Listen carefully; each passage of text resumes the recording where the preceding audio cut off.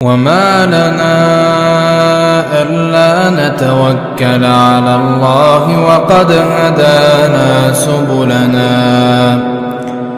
ولنصبرن على ما آذيتمونا وعلى الله فليتوكل المتوكلون.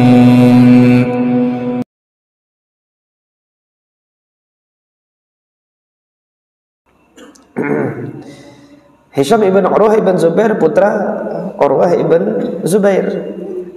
Urwah ibn Zubair seorang tabi'in fiqh, ahadul fuqaha is-sab'ah, satu dari 7 ahli fikih Madinah.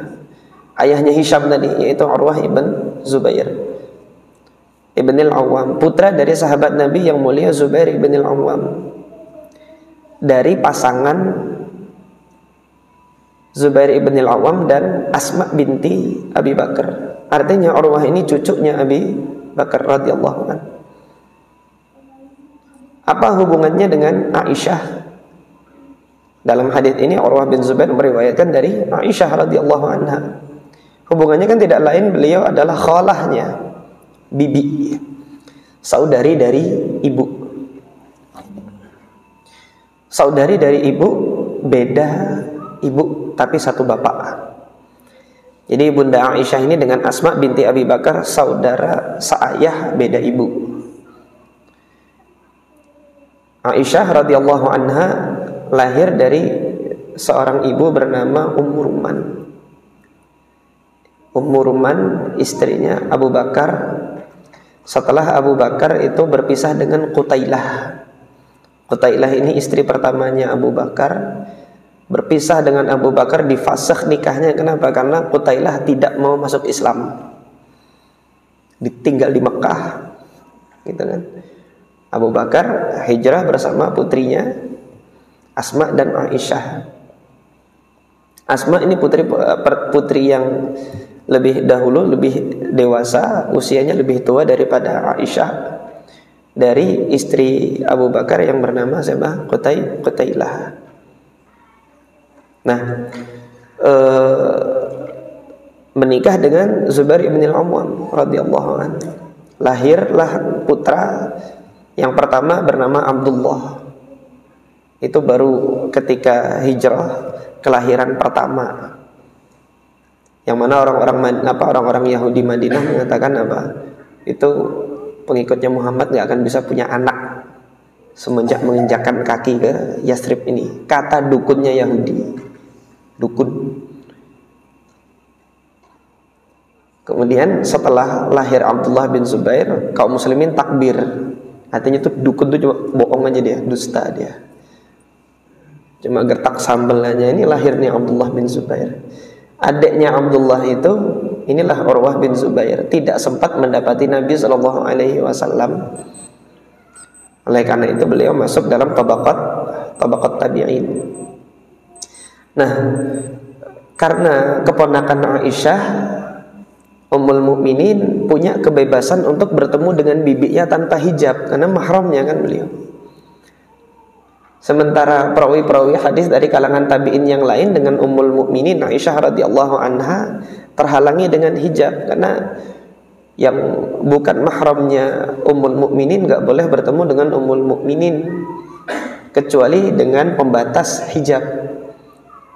Artinya Urwah ini memiliki kedekatan yang lebih dibandingkan dengan perawi-perawi yang lain di Madinah dari kalangan tabi'in untuk hadisnya Aisyah. Sehingga Urwah bin Zubair ini memang pakarnya hadis Aisyah radhiyallahu anha.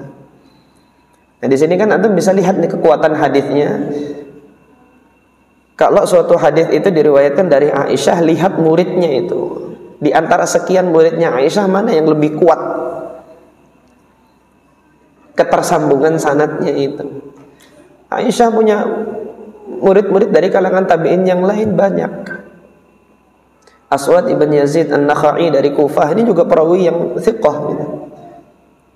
Nah, pernah suatu ketika ada perbedaan riwayat antara Urwah dengan Aswad ibn Yazid an-Nakhai, itu berkenaan dengan apa? status suaminya Barirah yang namanya Mughith. Dia ini budak atau bukan budak? Nah, di riwayatnya Aswad ibn Yazid An-Nakhai dinyatakan dia bukan budak, tetapi riwayatnya Urwah budak. Nanti akan kita bahas insyaallah pada pekan yang akan datang tentang perbedaan riwayat, dan ini masuk dalam kategori syadz nanti ya. Ini fungsinya kita mengkategorikan hadis sahih itu berdasarkan tingkatan.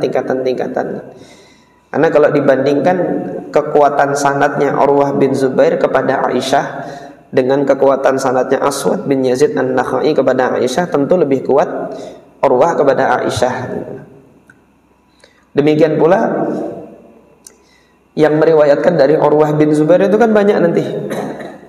Tapi dari sekian yang banyak ini, mana yang kemudian paling diperhitungkan tidak lain adalah putranya sendiri, yaitu Hisham bin Urwah. Ini putranya sendiri, yaitu Hisham bin Urwah. Jadi ketika antum nanti sudah mengetahui, oh fulan ini dia punya spesialisasi kalau meriwayatkan hadis fulan, ketika antum baca suatu sanad, oh ini kuat sudah ini.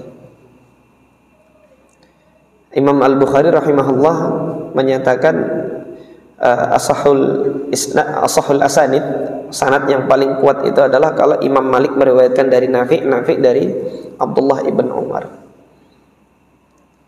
Jadi kan Imam Nafi ini diantara sekian murid-muridnya Abdullah ibn Umar, dia yang paling spesialis terhadap hadis-hadisnya Abdullah bin Umar. Nah, di sini masing-masing tabi'in dia ada spesialisasi terhadap periwayatan kepada kepada sahabat yang dia bermulazamah kepadanya. Demikian pula nanti sahabat Nabi. Ada sahabat Nabi yang spesialis di hadis-hadis tertentu. Tentang hadis sifat-sifat salat Nabi, antum akan sering dapati nanti dari Wa'il ibn Hujrin. Meskipun tidak menutup kemungkinan nanti dari sahabat yang lain ada hadis-hadis tentang sifat salat Nabi yang lain. Tapi dalam hal ini ada banyak periwayatan hadis Nabi tentang sifat salat Nabi itu yang muaranya nanti sampai kepada Wa'il bin Hujrin radhiyallahu an. Nah, ini demikian. Ini sanadnya Imam Al-Bukhari. Adapun sanadnya Al-Imam Muslim meriwayatkan dari gurunya yang berada di Kufah, bukan di Madinah gitu. Tadi Al-Imam Al-Bukhari meriwayatkan dari gurunya yang berada di Mesir. Sa'id ibn Abi Maryam ini yang di Mesir meriwayatkan dari gurunya yang berada di Madinah. Sudah Isya ya? Sudah Isya. Iya, kalau begitu insya Allah kita lanjutkan pekan yang akan datang. Tapi sedikit saya sampaikan, Al-Imam Muslim meriwayatkan dari Muhammad ibn Abdullah ibn Numair, ini perawi yang ada di Kufah, thiqah. Kemudian dari Muhammad ibn Bishr, dan ini juga seorang perawi yang berada di Kufah. Kepada siapa? Meriwayatkan dari Hisham ibn Urwah. Artinya nanti insya Allah pekan yang akan datang kalau sudah ada slide nanti kita tunjukkan, atau nanti di pekan yang akan datang karena belum disampaikan. Jadi gambaran sanadnya itu nanti dari Rasulullah kepada Aisyah, Aisyah kepada Urwah, Urwah kepada Hisham, Hisham ini kepada dua muridnya, Muhammad bin Bishr dan Muhammad bin Ja'far.